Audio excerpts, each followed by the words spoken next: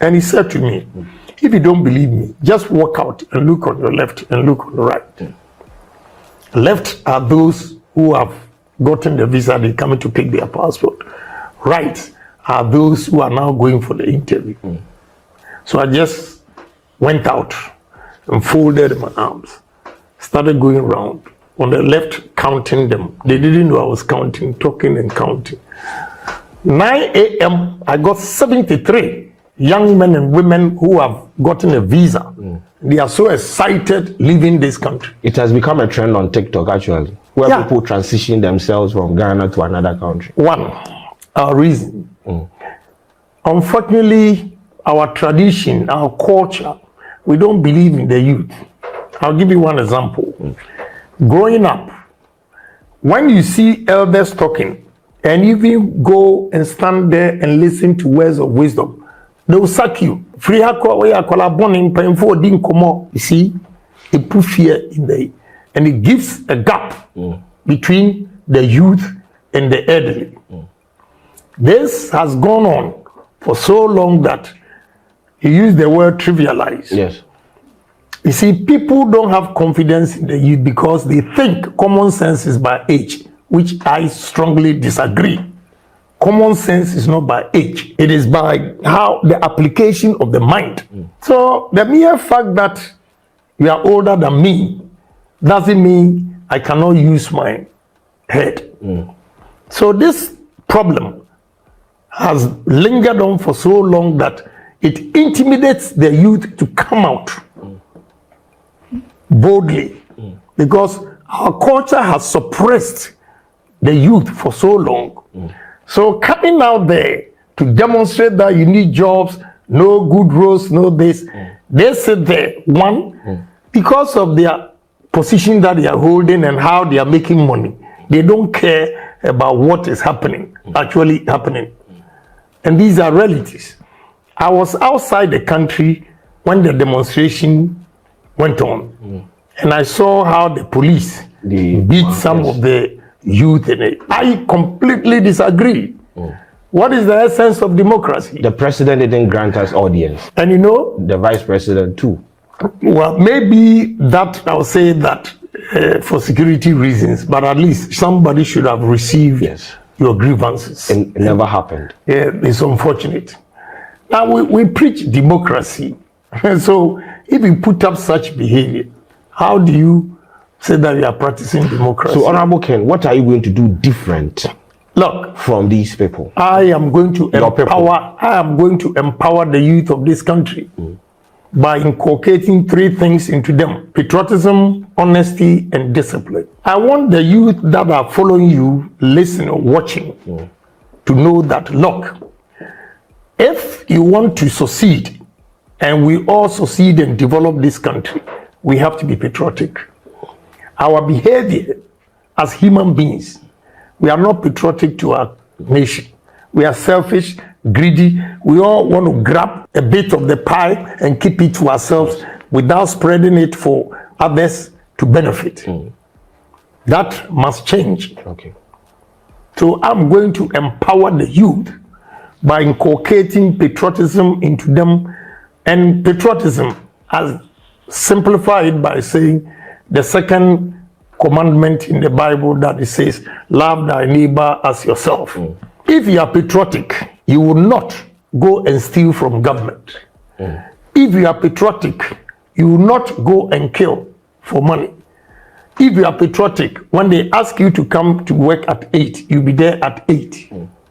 You know, so we need to conscientize the youth. My target is the youth because the future of this country belongs to the youth.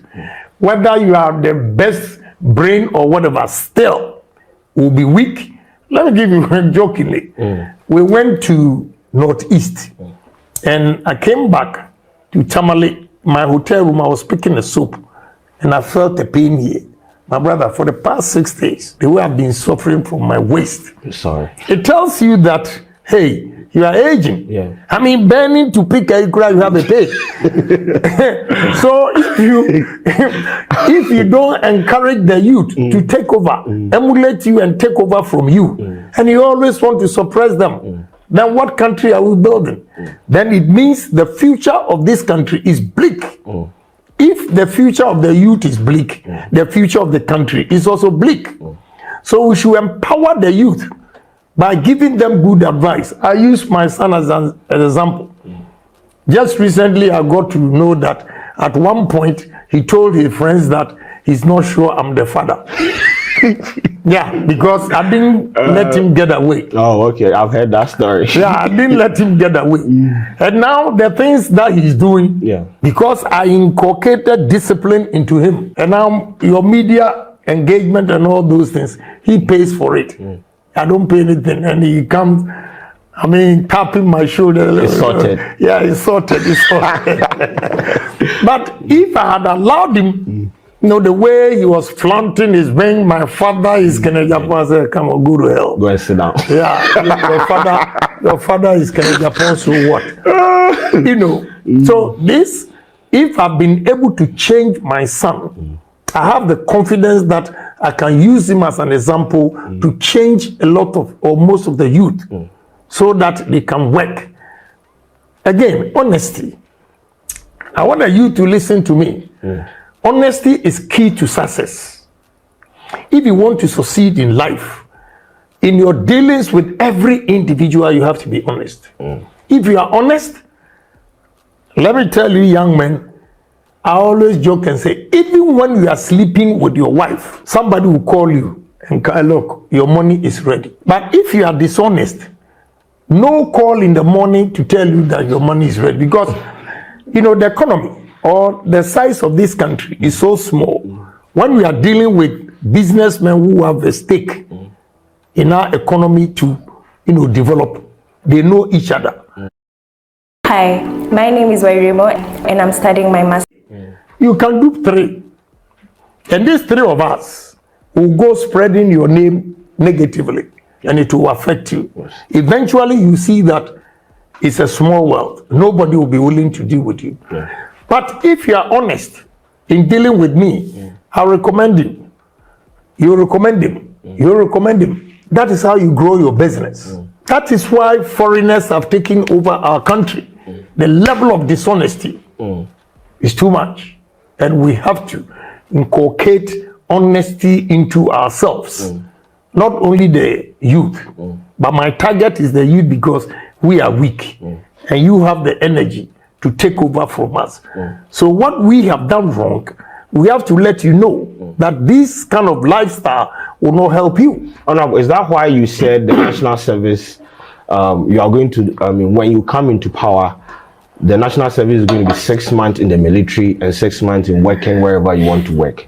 Now, I have argued that if you want to curb indiscipline or you want to instill discipline into the Ghanaian, first of all, indiscipline has eaten deep into our fabric.